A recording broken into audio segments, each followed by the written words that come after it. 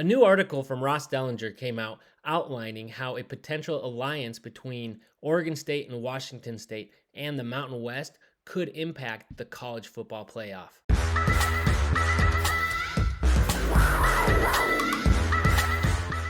What's up? Welcome to Saturday's Warrior. I'm Trevor, and today we are taking a look at the latest Ross Dellenger article outlining the proposal for an alliance between the Pac-2 and the Mountain West and the potential impacts it could have on college football. But before we do, you know the drill. Please like this video, subscribe to our channel. We talk a lot about college football realignment, Big 12, and all that good stuff. So please do subscribe to the channel. But also, please leave a comment and let us know what you think the Pac-2 should do, and if they do end up having to do an alliance with the Mountain West, what it should look like and how you want to see that structured. Now, without any further ado, let's get to the article. All right, so here's the article, and I'll leave a link to this in the description in the video.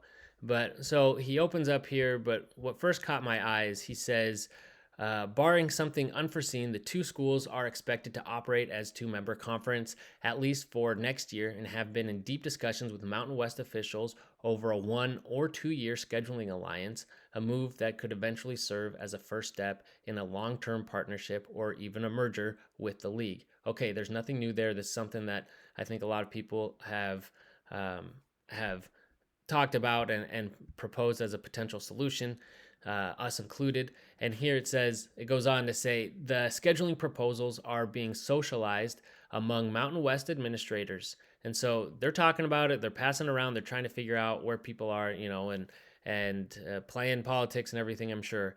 And then it says, the league has proposed a wide variety of models. One version would have OSU and WSU each playing 8 Mountain West opponents in 2024. Another has them playing 7.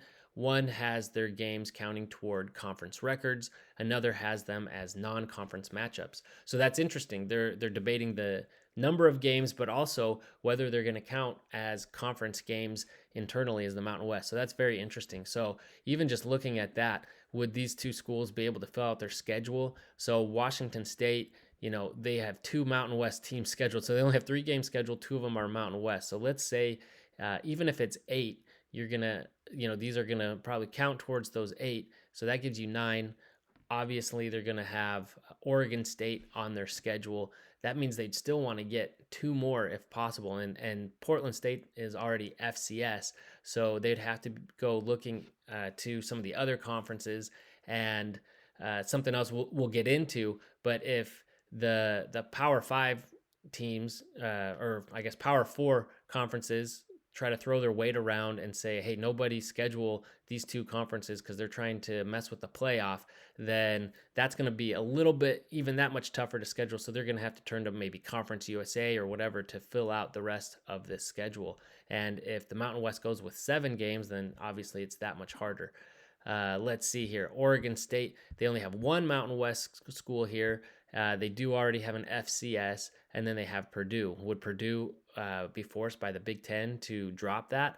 I don't know. So we'll see. But it looks like, they have options. Once you get into 2025, it gets a little bit more bleak here. Let's see. Would they be able to retain this? And then same situation, I guess, as this year. So going on, it says, any scheduling alliance is likely to feature a compensation package and or a long-term commitment from Oregon State and Washington State to the Mountain West built around the idea of eventual full membership. However, a decision from OSU and WSU remains absent as they await the results of a legal fight with the other 10 members of the Pac-12 ahead of its scheduled court hearing next month. So we know that obviously no major decisions are going to be made while these court hearings and this legal fight are ongoing, and they're going to wait until there's a decision. And we also know last week Jim Williams posted this tweet, and he says, rumor debunked. High-ranking source familiar with the American confirmed that no member would be leaving to join a newly formed Pac-2 plus. Also, sources with both Oregon State and Washington State confirmed their hopes once the lawsuit is over to join either the ACC or the Big 12.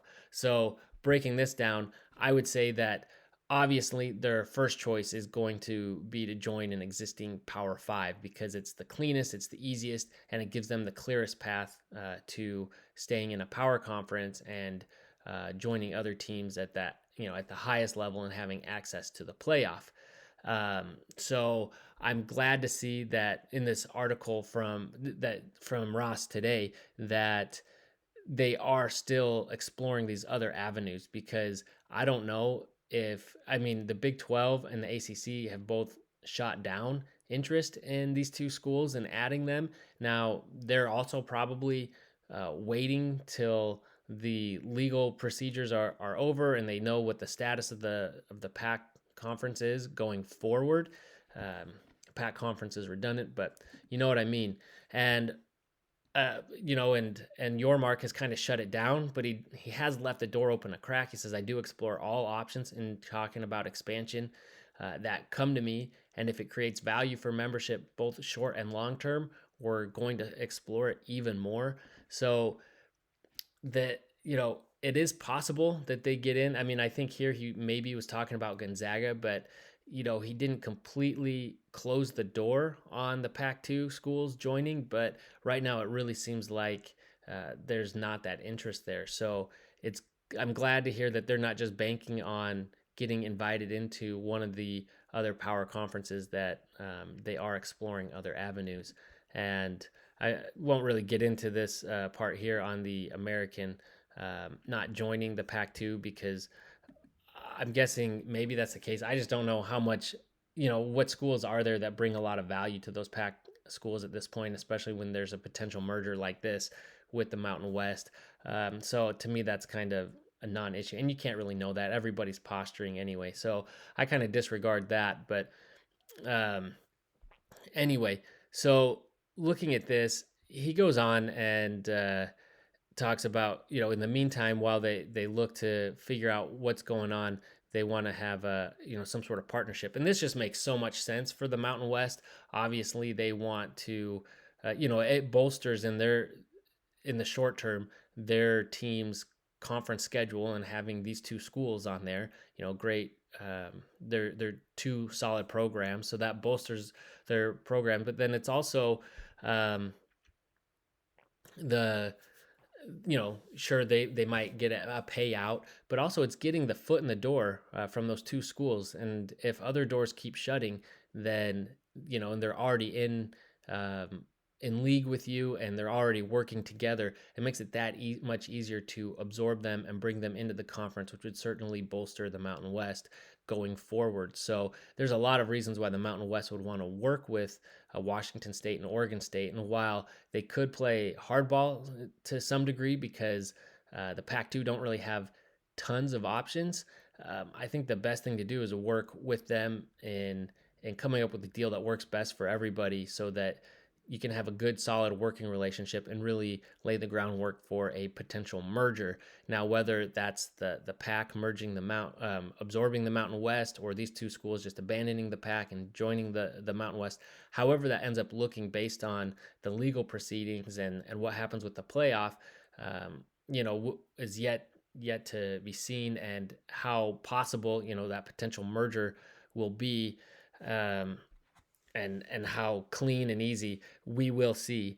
But anyway, so the impact on the playoff, I read through this, there's not really anything new. Obviously, we know that the other conferences, especially, look at Sankey. He's like, we'll get into it and there will be difference of opinions. Yeah, obviously, they would much rather have a 5-7, because that means 7 at-large spots as opposed to a 6-6, which would mean 6 automatic qualifiers and 6 at-large, because most likely that's going to be an SEC or possibly another Big Ten team that's getting in. So it's just getting more of his schools from his conference, most likely into the playoff in most years. And so it benefits him. And if I'm the Pac-2, are they likely to get everything they want from this out of the playoff and get full recognition and a full automatic qualifying bid and all that? I don't know. I think it seems unlikely. There's probably going to be some sort of compromise since they have to have um, in the college football playoff has to have a unanimous vote on any changes made for next year, and the Pac-2 still have representation on that board. So as long as they hold firm and they don't get bullied around, they can probably come to some sort of compromise agreement. So that's probably their best bet. They also don't want to tick off all these other conferences. So you have to keep that in mind because even if you're able to get everything you want in the short term, so let's say for the next 2 years as the Pac-2, you get all that money and all that access that you want, but then what's it going to look like going forward, and how is scheduling and other things treated going forward by these other conferences? So you have to make sure you don't burn any bridges along the way, but I also think that they should fight for and get as much as possible. They even say in here, shoot, I'll have to look for it, but it says, this is coming from Scott Barnes, the Oregon State athletic director. He says, "We want access and distribution is important. We didn't put ourselves in this position. We'll continue to invest at a Power 5 level. We have an expectation that we'll be able to discuss what access and distribution look like while creating our path forward." So again, it sounds like they're open to compromise, but also that they don't want to get bullied and pushed around. So I think that's awesome. That's exactly what they should be doing and getting the most that they can out of this. Something I thought was interesting is, as they do an alliance with the Mountain West, is that going to get them treated more like a group of five conference? And also, because they're a conference of two, could they potentially be treated like an independent, Notre Dame, even with their special status that they've had through the BCS and whatnot? They would not have an automatic berth in this college football playoff or first round bye. And so perhaps they get treated more like that. So a lot is still on the table. A lot is still being discussed, and we will see. And then what about the money? This is, again, nothing new here. This is outlines all the money that's on the table for them and the different avenues. And definitely, if you haven't read about that yet or aren't caught up on it, definitely read through this article because it's a great summary of everything that's been going on. Not a lot that was real new, but very interesting nonetheless.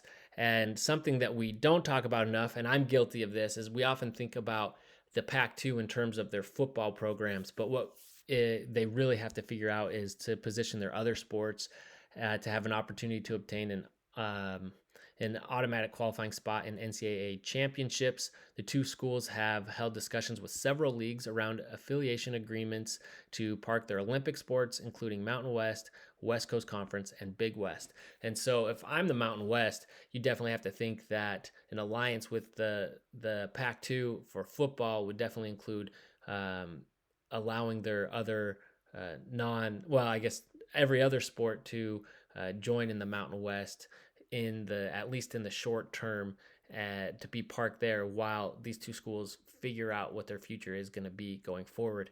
And again, it just gets their foot in the door, just strengthens that partnership and makes it that much more likely that you'll be able to continue with these two schools as time moves forward.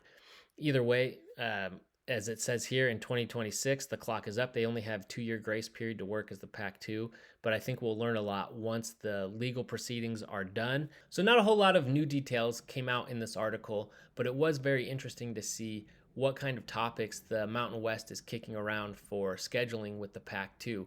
Would it be a 7 or 8 game schedule, and would those games count as in conference for their teams or not?